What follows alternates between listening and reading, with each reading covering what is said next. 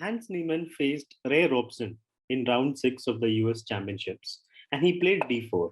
Ray Robson replied with knight f6, c4, e6, and we have the London system.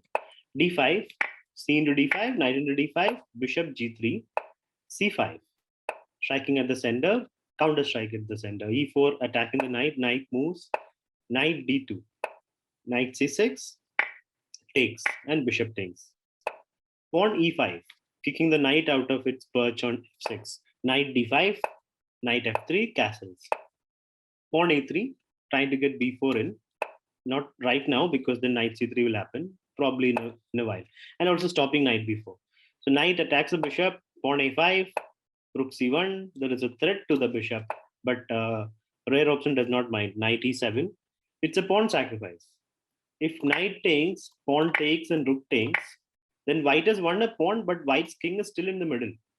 So black can play queen b6, but queen b6 would be even stronger if you play bishop d7 first.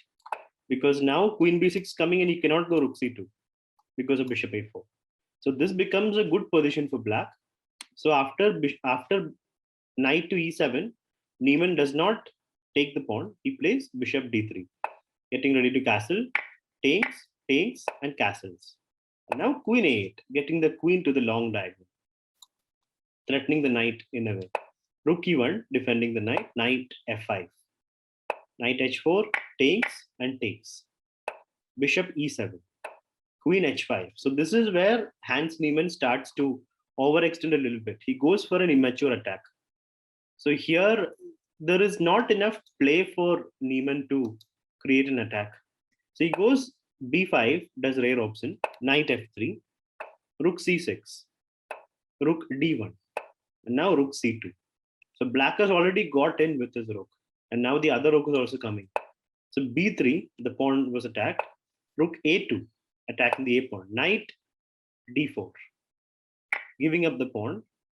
Knight takes b5 is possible, but then rook b3, and it becomes anyway good for black. So he plays rook takes a3 and pawn f4. He goes for a desperate attack on the king. But Ray Robson just manages the attack so well. He plays rook a2. He just continues with his plans. His plans would be getting the queen in, getting the rook in, controlling c2, and a4 also coming. f5, knight c3, attacking the rook. And now the important point is the knight can't take it because there is mate on g2. So this attack is premature. It is not actually there because black's pieces are so active. Black's counterplay is already in place. So knight c3 is a very nice move. And here Hans went for f6, but then just bishop takes. The knight is hanging. If pawn takes, then we can just take with the knight or take the rook. Knight takes, knight was played, pawn takes back, and knight escapes, stopping the mate on g2. So king is a little bit open, but it is 2 pawns extra for Ray Robson. And now an exchange up as well.